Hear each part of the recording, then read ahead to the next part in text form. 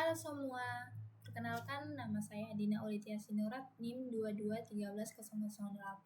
Saya dari Prodi Informatika Fakultas Sains dan Teknologi, Universitas Katolik Musi Caritas. Di sini saya akan menjelaskan hasil review jurnal yang saya buat menjadi 1 buah poster untuk menyelesaikan mata kuliah Sistem Cerdas yang diampu oleh Bapak Wawan Nurmansyah MCS. Sebelumnya saya mohon izin kepada yang membuat jurnal yang berjudul Sistem Pakar Diagnosa Status Gizi Balita dengan metode Naive Bayes Classifier di desa XYZ. Nah, saya akan terfokus dengan 5W dan 1H. Yang pertama ada what, yaitu apa yang melatar belakangi penulis membuat sistem.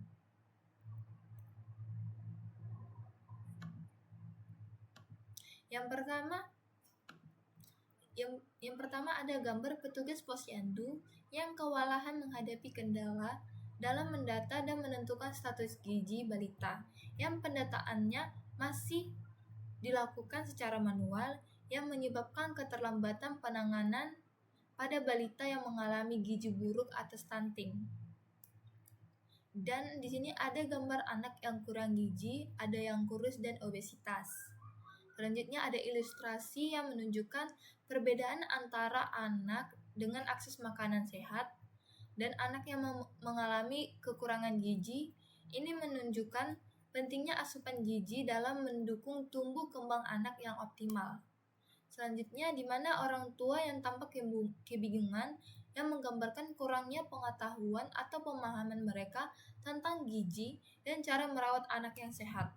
Jadi, pentingnya edukasi bagi orang tua mengenai pola makan sehat dan asupan gizi yang sesuai untuk tumbuh kembang anak. Selanjutnya ada why, mengapa sistem ini dibuat?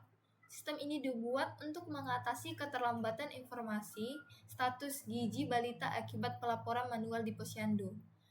Selanjutnya untuk mendeteksi deteksi dini kasus gizi buruk atau stunting dan meningkatkan pengetahuan orang tua tentang penanganan masalah gizi.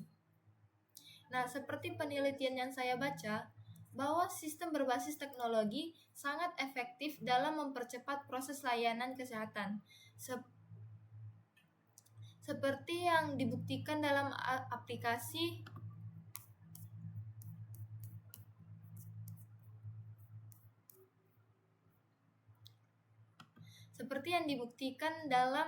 aplikasi Sistem Pakar Diagnosis ISPA di beberapa puskesmas. Sistem ini mampu memberikan diagnosa yang lebih cepat dan akurat.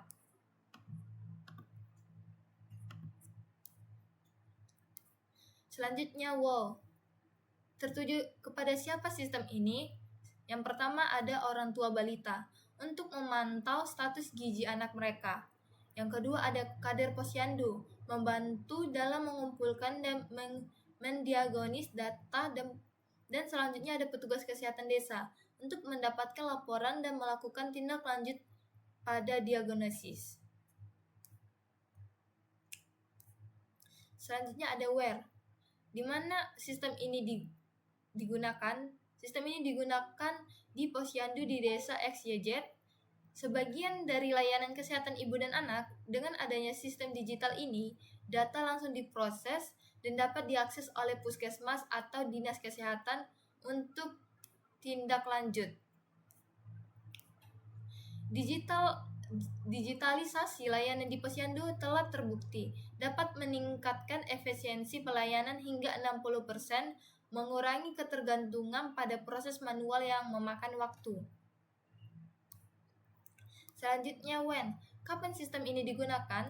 Sistem ini digunakan pada saat pemeriksaan rutin balita di posyandu, dan orang tua juga dapat menggunakan sistem ini kapan saja untuk memeriksa status gizi anak mereka.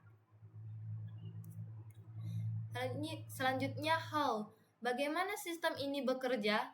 Sistem ini bekerja dengan mengumpulkan data gejala balita yang diinput oleh pengguna, lalu memproses menggunakan Naive Bayes Classifier berdasarkan basis pengetahuan dari ahli gizi. Dengan cara ini, sistem ini dapat memberikan diagnosis cepat dan akurat, serta saran penanganan yang tepat untuk membantu tenaga kesehatan dan orang tua dalam menangani masalah gizi balita sejak dini. Sistem ini memanfaatkan metode naive Bayes yang menggunakan probabilitas untuk menghitung kemungkinan penyakit atau kondisi berdasarkan gejala yang dimasukkan. Seperti penelitian lain yang saya baca, jika seorang balita menunjukkan gejala seperti berat badan dan wajah sembab, sistem ini akan menghitung kemungkinan balita tersebut mengalami kwashiorkor dan marasmus. Metode ini kemungkinan diagnosis yang lebih cepat dibandingkan dengan cara manual.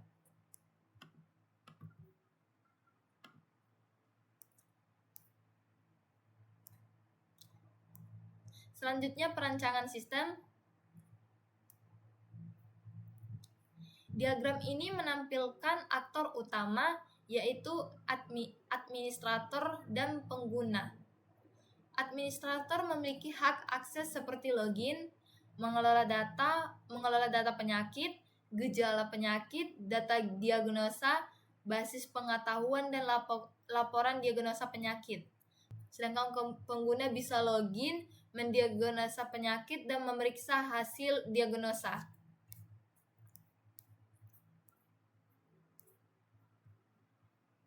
Selanjutnya, sequence diagram. Sequence diagram menggambarkan urutan proses di antara beberapa objek atau kelas.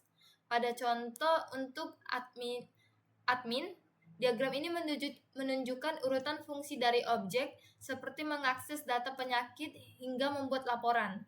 Sequence diagram ini menunjukkan alur proses dari sisi admin yang fokus pada fitur pengelolaan data setelah akses admin berhasil, yang dimana untuk update penyakit,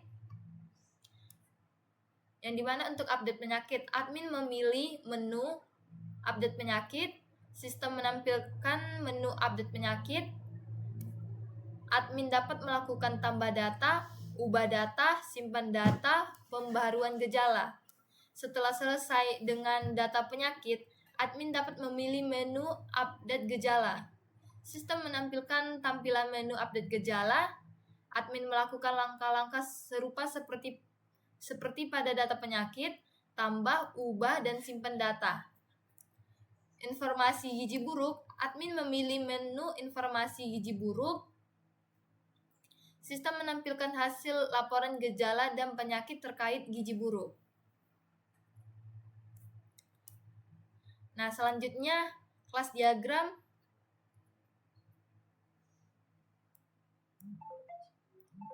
Kelas diagram terdiri dari dua jenis kelas, yaitu kelas model dan controller.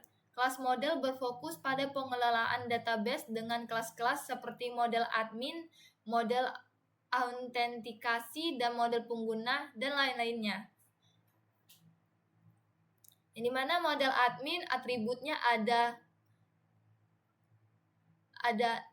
nama user, username, password, dan menggunakan metode construct, get all profile, kon gejala, kon penyakit, kon pengetahuan, kon laporan, dan ubah admin. Selanjutnya model authentication, yang dimana atributnya nama user, username, image, password, role ID, data create, yang menggunakan metode registrasi admin. Selanjutnya mode gejala, yang atributnya ID gejala, kode gejala, nama gejala, yang menggunakan metode kode gejala, get all gejala, tambah gejala, ubah gejala, hapus gejala, atau CRUD. Selanjutnya model penyakit, yang atributnya kode penyakit, nama penyakit, probabilitas, solusi, yang menggunakan metode kode penyakit, get al penyakit, tambah penyakit, ubah penyakit, hapus penyakit. Selanjutnya model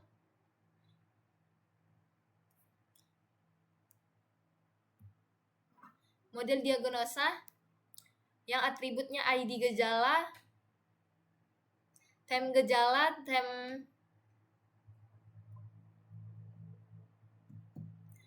username, ID user, ID kerusakan, hasil probabilitas, nama penyakit, nama user, solusi, waktu. Yang menggunakan metode kosan tem gejala, kosan tem final, insert tem gejala, insert tem final, probabilitas penyakit, hasil probabilitas penyakit, diagnosa tertinggi, detail diagnosa, dan insert hasil. Selanjutnya ada model pengetahuan yang atributnya ID penyakit, ID gejala, probabilitas yang menggunakan metode get al pengetahuan, get al gejala, get al penyakit, tambah pengetahuan, ubah pengetahuan, dan hapus pengetahuan. Dan selanjutnya ada model pengguna yang menggunakan metode gejala. Dan model laporan yang menggunakan metode get al laporan untuk mengambil semua data laporan.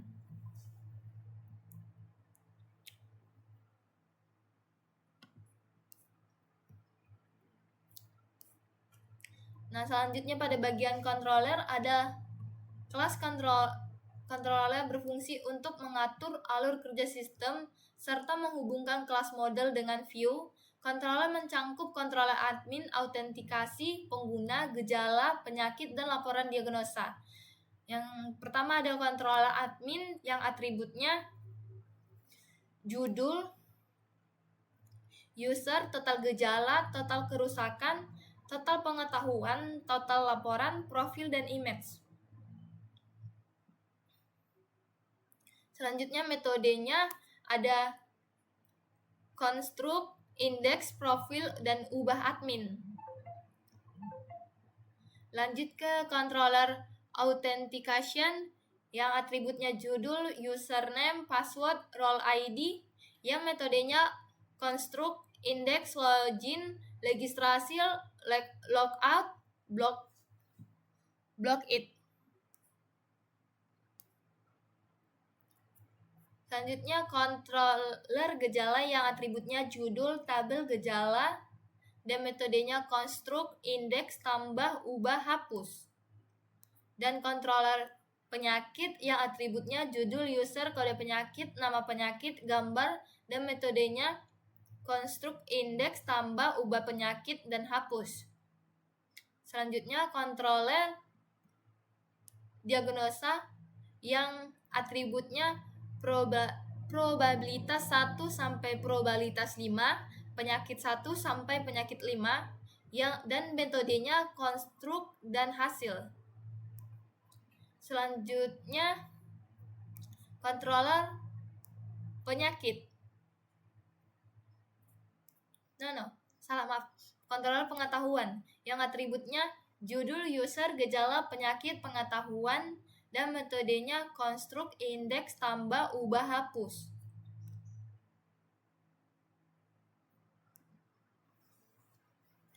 Selanjutnya controller laporan diagnosa yang atributnya judul, tabel, user, laporan, konstruk, dan metodenya konstruk dan indeks.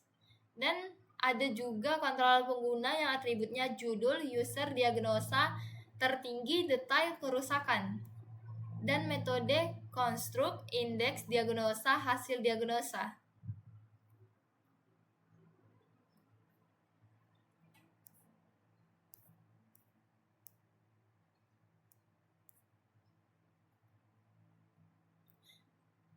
Satu lagi ada juga controller home yang dimana atributnya judul, view, dan metodenya indeks.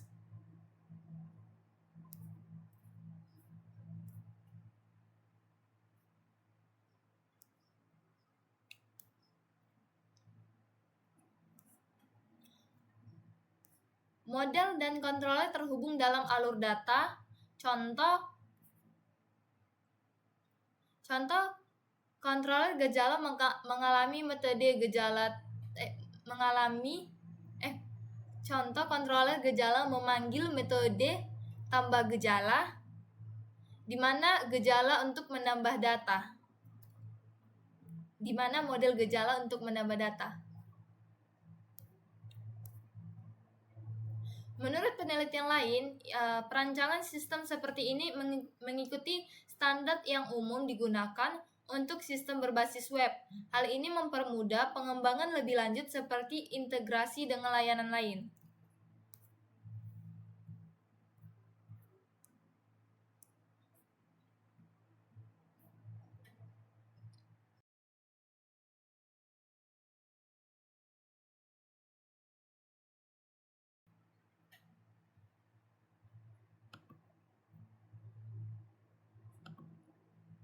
Berikut ini adalah tampilan interface pada sistem.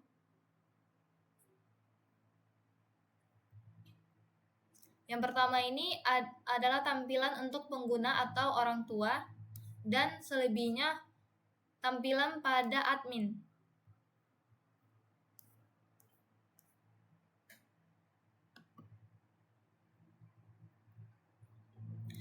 Demikian yang dapat saya sampaikan. Mohon maaf jika terdapat kesalahan kata dalam menyampaikan ataupun penilaian yang kurang tepat.